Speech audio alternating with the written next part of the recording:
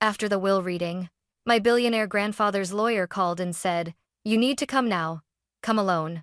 I was still sitting in my car when my phone vibrated. The will reading had ended less than an hour ago.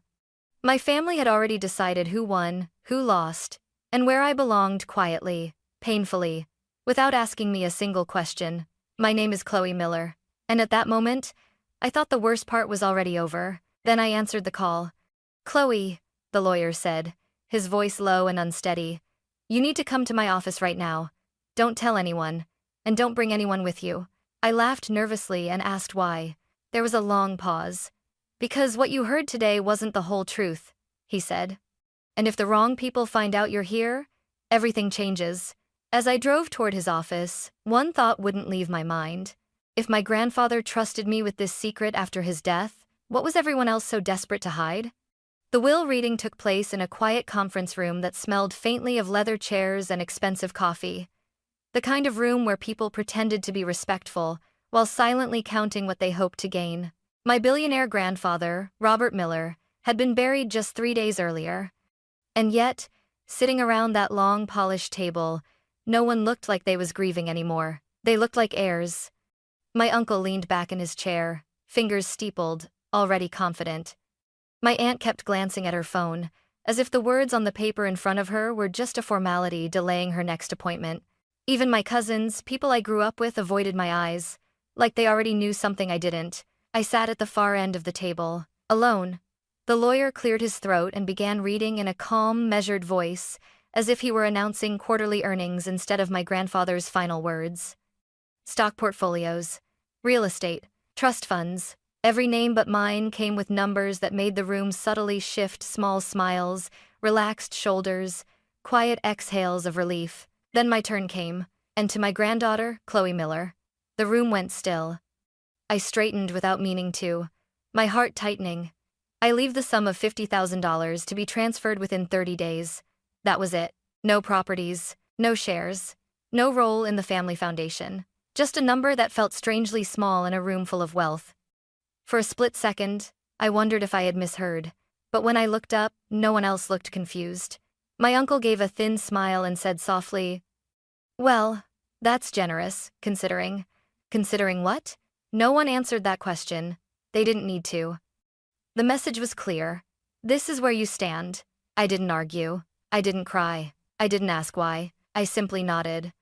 Because what none of them knew was that my grandfather and I had been close in a way they never were. Quiet conversations, long walks, evenings where he spoke less about money and more about regret, and that made what I'd just heard feel wrong. As the meeting wrapped up, chairs scraped against the floor. People stood, already talking about logistics, transfers, next steps. My aunt brushed past me and said, almost kindly, "You should be grateful, Chloe.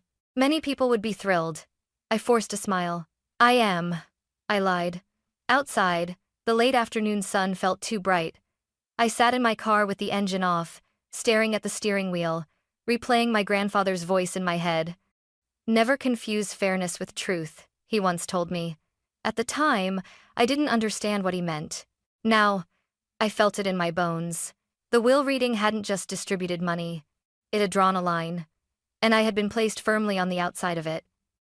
I was about to start the engine when my phone rang. An unknown number. I almost ignored it. Almost. That single decision to answer instead of walking away would change everything I thought I knew about my family, my grandfather, and myself. The phone kept vibrating in my hand as if it were impatient with me. I stared at the screen for a few seconds longer than I should have, then finally answered. "Hello?" "Chloe," a man said. His voice was familiar, but not in the way I expected. It wasn't confident or polished like it had been an hour earlier in the conference room. It was tight, controlled, afraid. "This is David Harper," he said. "Your grandfather's attorney." I glanced instinctively toward the building behind me, half expecting someone to be watching from the glass windows. "Yes," I said cautiously. "Is something wrong?" There was a pause. Not a technical one, a deliberate one. "You need to come to my office right now," he said. "Not tomorrow, not next week. Now." My grip tightened around the phone. "I just left," I said. "If this is about the transfer paperwork, I can—" "No," he cut in sharply. Then softer. This isn't about paperwork. Had 8 Marfil S. Paster. I felt a strange chill move through my chest. Mr. Harper, I said, trying to keep my voice steady. You just read my grandfather's will. If there was something else, why wasn't it said in the room? Another pause. Because, he said slowly, there were people in that room who were never meant to hear it. I swallowed. Chloe, he added, lowering his voice, you need to come alone. That single phrase made my stomach drop. Alone? I repeated. Why would I? Do not tell your family, he said, firmer now. Do not call anyone, and do not mention this conversation. My pulse quickened. You're scaring me. I know, he said quietly, and I'm sorry.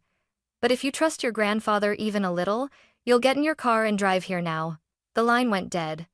I sat there in silence, phone still pressed to my ear, my heart beating louder than the traffic passing behind me. Come alone, don't tell anyone. Those weren't the words of a routine legal follow-up. They sounded like a warning. I considered calling my mother, then my uncle, then one of my cousins. But something stopped me. My grandfather had always hated scenes, hated noise, hated confrontation. When something mattered, he handled it quietly, carefully, and always behind closed doors. If he'd left something unfinished, if he'd trusted David Harper with it, I started the car. As I pulled onto the road, my phone buzzed again. This time, it was a message from my aunt. Lunch tomorrow to talk next steps? We should stay united. United. The word made me uneasy. The city blurred past my windows as I drove toward the lawyer's office downtown. My thoughts raced faster than the traffic. Why me? Why now? Why hadn't my grandfather said anything while he was alive? Then I remembered the last conversation we'd had, just weeks before he died. We were sitting in his study. He looked tired, thinner than usual, but his eyes were sharp. Chloe, he said, if one day you learn something about this family that makes you uncomfortable, promise me you won't ignore it. I'd laughed back then. You're being dramatic. He smiled, but it didn't reach his eyes. I'm being careful, he corrected. At the time, I thought he meant business. Now, I wasn't so sure. When I arrived at David Harper's building, the lobby was nearly empty. The security desk was unattended. The elevator hummed softly as I rode up alone, my reflection staring back at me in the mirrored walls. My stomach twisted with every floor that passed. When the doors opened, I saw his office door slightly ajar. A sliver of light spilled into the hallway. I hesitated. Then I stepped forward, not knowing that whatever waited on the other side of that door would permanently change how I saw my family and myself. The office smelled different from before.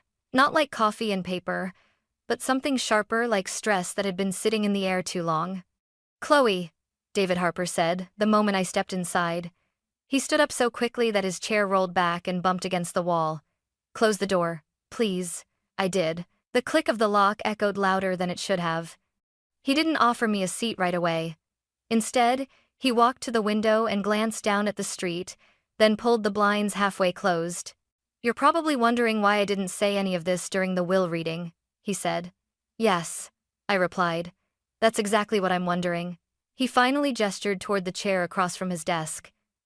I sat, my hands folded tightly in my lap. What I read earlier, he continued, choosing his words carefully, was your grandfather's official will. My chest tightened. And this isn't? This, he said, reaching into a locked drawer and pulling out a thick folder, is what your grandfather instructed me to show only you and only after the will reading was complete. He placed the folder between us. It was plain. No label, no markings, just heavy. I stared at it without touching it. Why me? David's mouth tightened. Because he trusted you. That word hit harder than I expected. He didn't trust anyone else? I asked. He hesitated. That was answer enough.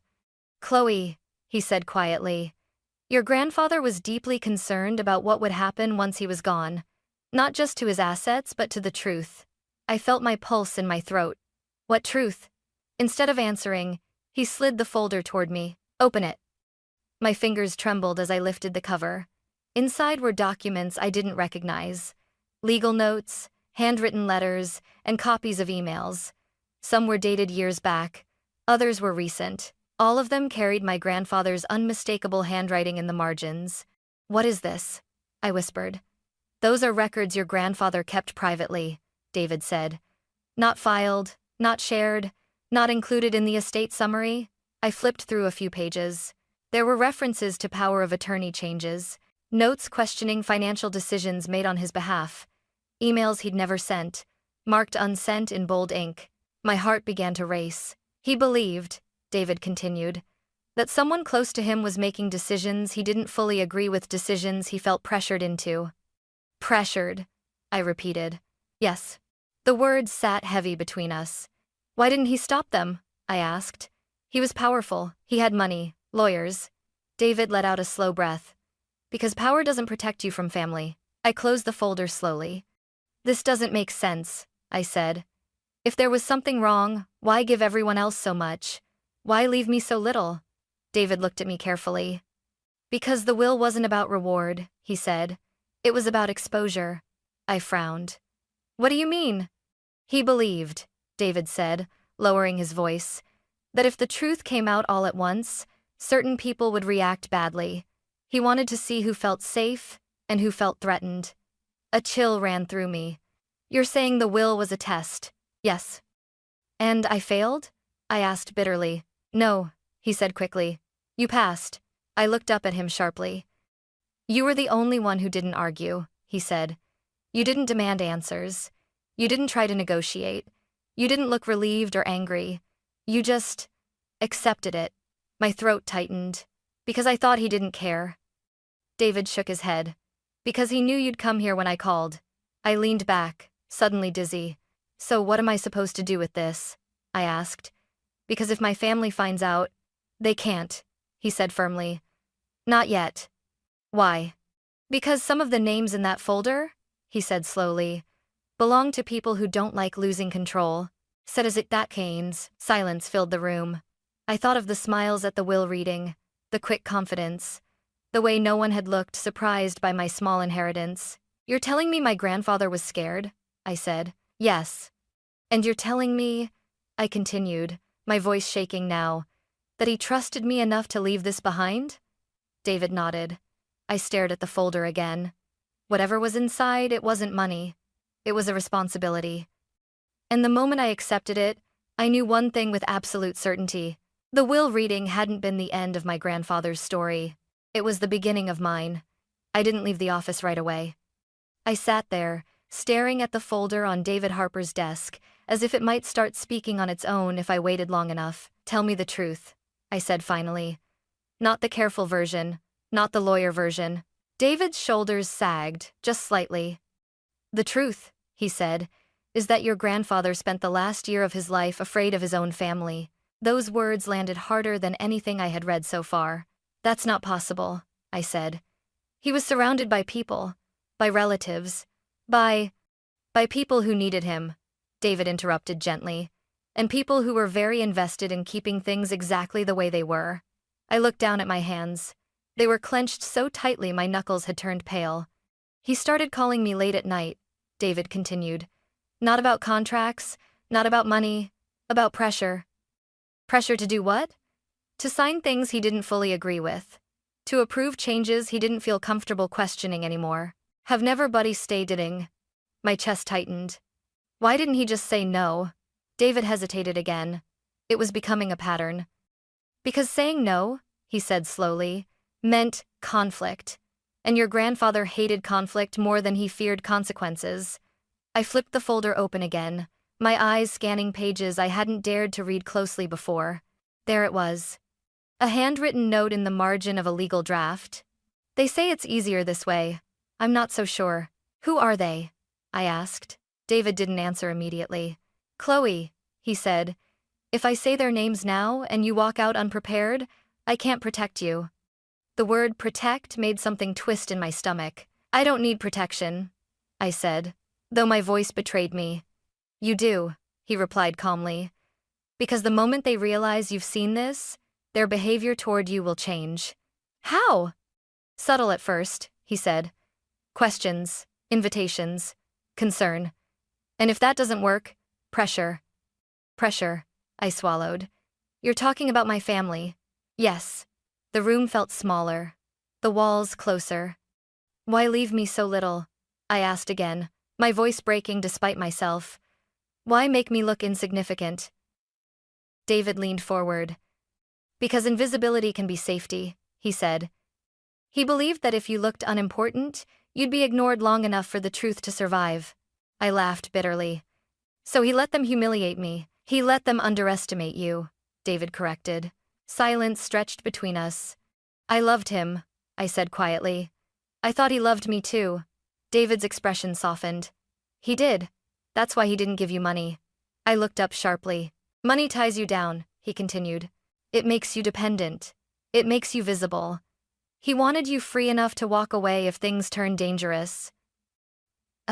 Dangerous. The word echoed in my head.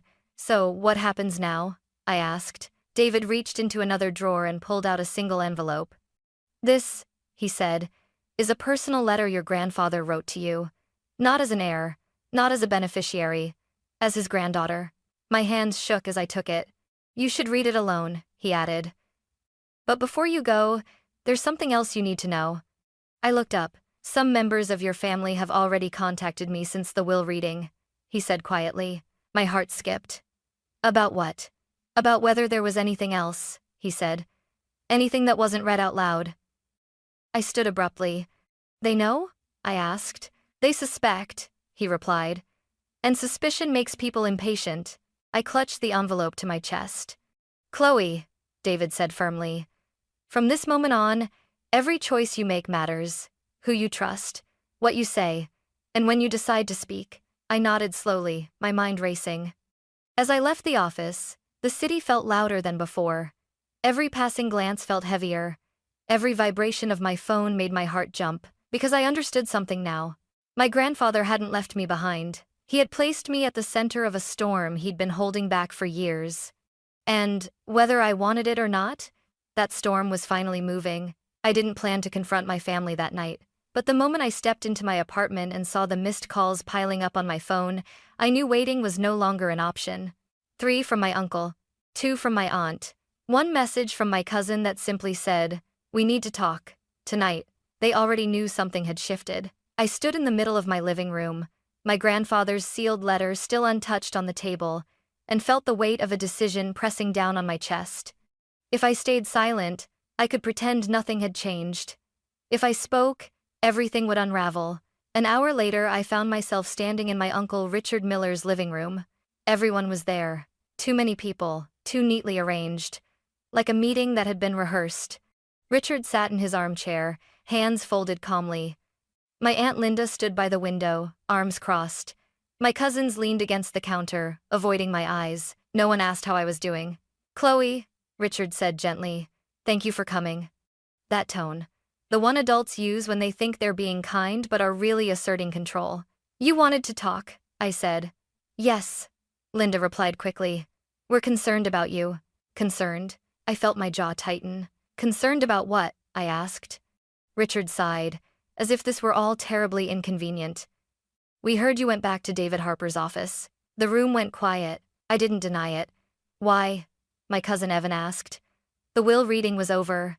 I had questions, I said evenly. "Questions about money?" Linda asked, her lips tightening. "No," I replied. "Questions about the truth." The word landed like a dropped glass. Richard's expression changed, just slightly. "Chloe," he said calmly, "your grandfather was very old. He was confused near the end. You shouldn't be digging into things that will only hurt you. I'm stay too, and it my state might change to on the cative later. And I get a not this sanger. Change to do common." I felt something sharp rise in my chest. "You mean hurt you?" I said. Linda's eyes flashed. "That's unfair." "Is it?" I asked. "Because none of you seemed surprised when I was left with almost nothing." Silence. Then Evan laughed softly. "Come on. Grandpa always favored you emotionally. This was about balance. Balance." I thought of the documents in that folder. The notes. The hesitation in my grandfather's handwriting. "I was close to him," I said. "That doesn't make me blind." Richard leaned forward. "We're not saying you're blind. We're saying you're vulnerable." The word wrapped itself around me like a trap. Grief makes people imagine things, Linda added. David Harper is a lawyer. Lawyers complicate matters. I looked at her directly. Or they reveal them. Her jaw clenched. Richard raised a hand. Let's be clear, he said. There is nothing else. No hidden instructions. No secret meanings. And whatever David showed you, he showed me my grandfather's words, I interrupted. That was when the room shifted. Evan straightened. Linda's hand tightened on the back of the chair. Richard's calm expression finally cracked. What exactly did he show you? Richard asked. I felt my heart pounding, but I held his gaze. You're asking the wrong question, I said. You should be asking why he didn't trust you with it. Linda stepped closer. Chloe, listen to yourself. You're accusing your own family. I'm listening to my grandfather, I replied. Richard's voice hardened. This ends now. The gentleness was gone. You walk away from this, he said, and you keep whatever dignity you have left. You push further, and things get complicated. I swallowed. Is that a threat? I asked. He smiled thinly. It's advice. I felt the room closing in on me, the expectations, the pressure, the unspoken message. Stay quiet, be grateful, don't ruin this. For a moment, I almost did. Then I remembered my grandfather's voice. Never confuse peace with silence. I'm not going to pretend anymore, I said quietly. And I'm not afraid of the truth, Linda scoffed. You'll regret this. Maybe, I said. But I'd regret silence more. No one spoke as I turned toward the door. Behind me, Richard's voice followed, colder than before. If you do this, he said, you're no longer part of this family. I paused, my hand on the doorframe. I didn't turn around. I think, I said softly, I stopped being part of it long before tonight. When the door closed behind me, my hands were shaking. But beneath the fear, beneath the loss, something else had taken root. Clarity. Because now I knew the truth they were so desperate to bury. And I was done protecting people who had never protected my grandfather or me. I didn't sleep that night. Every conversation replayed itself in my head, the careful smiles, the warnings disguised as advice, the way the word family had been used like a leash instead of a bond. At sunrise, I made my decision. I called David Harper. I'm ready, I said the moment he answered. There was a pause on the other end, then a quiet exhale. I was hoping you'd say that. We met again that morning, this time not in his main office but in a smaller conference room tucked away from the street. The blinds were closed. The table was bare except for a legal pad and a recorder. This is where things become formal, David said. And once we begin, there's no pretending anymore. I'm done pretending, I replied. He nodded and slid a document across the table. Your grandfather prepared a supplemental legal statement, he explained. It wasn't part of the public will. It was designed to activate only if certain conditions were met. Conditions like what? I asked. Like pressure, manipulation, or attempts to suppress information. My chest tightened.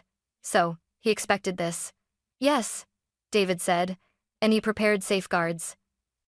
For the next several hours, we went through everything: emails, handwritten notes, timestamps, and records that showed patterns I hadn't wanted to see before. Not crimes described in dramatic terms, but something quieter and more disturbing. Systematic control. Decisions made on my grandfather's behalf without full consent, and financial arrangements that benefited a very small circle. Nothing here is explosive on its own, David said carefully. But together, it tells a story. What kind of story? I asked. One of influence, he said, and misuse of trust. He explained the next steps calmly, methodically. Independent reviews, court filings, protective measures. You won't be alone in this, he said. The law exists for moments like this. I laughed softly, more tired than amused. Funny. My family always said law was just a tool for people with power. David looked at me steadily. Then, let's use it to protect the truth instead. By the afternoon, formal notices had been prepared. Oversight bodies were contacted. Certain asset transfers were temporarily frozen, not as punishment, but as precaution. When I left the building, the city felt different. Not safer, not calmer, clearer. My phone buzzed again. A message from my aunt. You don't understand what you're doing. I didn't reply. Another message followed, this time from my cousin. Please stop. This is getting out of hand. I silenced my phone. For the first time since my grandfather died, I felt something other than grief or fear. I felt grounded. Because choosing the law wasn't about revenge. It wasn't about money. And it wasn't about winning. It was about refusing to carry a secret that had already destroyed one man's peace. That evening, I finally opened the personal letter my grandfather had written to me. Chloe, if you are reading this, it means you were strong enough to listen when others demanded silence. I'm sorry I couldn't fix everything myself. I'm not asking you to fight for me, only to live honestly. Even when it costs you comfort. Tears blurred the page. Whatever you choose, know this. You were never forgotten. You were chosen. I folded the letter carefully and placed it back in the envelope. Outside my window, the city lights flickered on one by one. Tomorrow, my family would react. There would be headlines, meetings, consequences. Relationships would fracture further before they could ever heal. But tonight, for the first time, I knew I had done the right thing. Not as an heir. Not as a granddaughter. But as someone who finally understood that truth doesn't destroy families, silence does. The fallout didn't arrive all at once. It came in waves. At first, there were emails formal, careful, written by people who suddenly preferred legal language over family conversations. Requests for clarification. Notices of review. Polite acknowledgments that sounded nothing like the voices I grew up with. Then came the silence. Group chats went quiet. Invitations stopped. Holidays became dates on a calendar instead of plans. When I walked past familiar places in the city, I felt like a guest in a life I used to belong to. I told myself I was prepared for that. I wasn't. Some nights, I sat alone in my apartment and wondered if I'd imagined everything, if maybe my grandfather had just been tired, paranoid, overthinking. The doubt crept in quietly, the way it always does when you stand alone for too long. But then, I would remember the look on my uncle's face when I asked the wrong question. And the doubt would fade. David kept me informed, step by step. Independent professionals were reviewing documents. Decisions my grandfather never felt comfortable with were finally being examined in the open.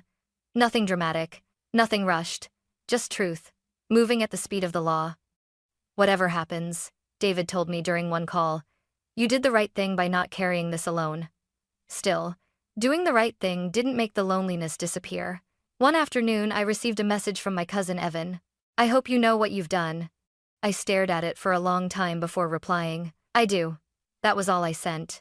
I started seeing a counselor a few weeks later, not because anyone told me to, but because I realized how deeply silence had trained me to minimize my own instincts, to doubt discomfort, to excuse pressure. Naming those patterns felt like learning a new language. She trusted you because you listened, the counselor said once, after I told her about my grandfather. That's not a small thing. Slowly, life began to rearrange itself. I went back to work. I reconnected with friends I hadn't spoken to in years, people who knew me without expectations or inheritance or history attached. I learned what it felt like to be valued simply for being present. Some mornings, grief still hit without warning. Other days, relief surprised me, because for the first time, I wasn't pretending. I wasn't playing the role of the agreeable granddaughter. I wasn't shrinking to keep the peace.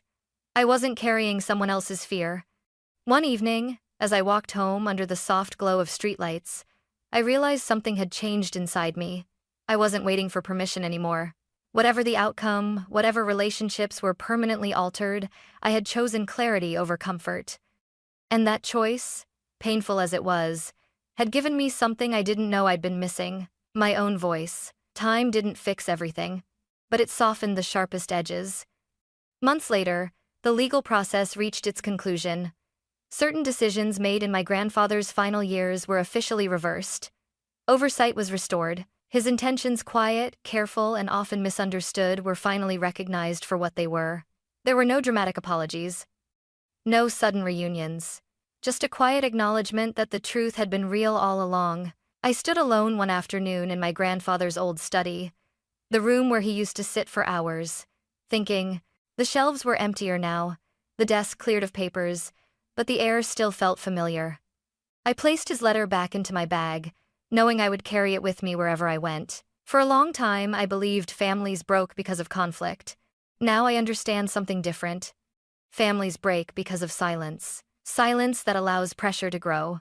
Silence that teaches people to ignore discomfort. Silence that disguises control as care and fear as loyalty.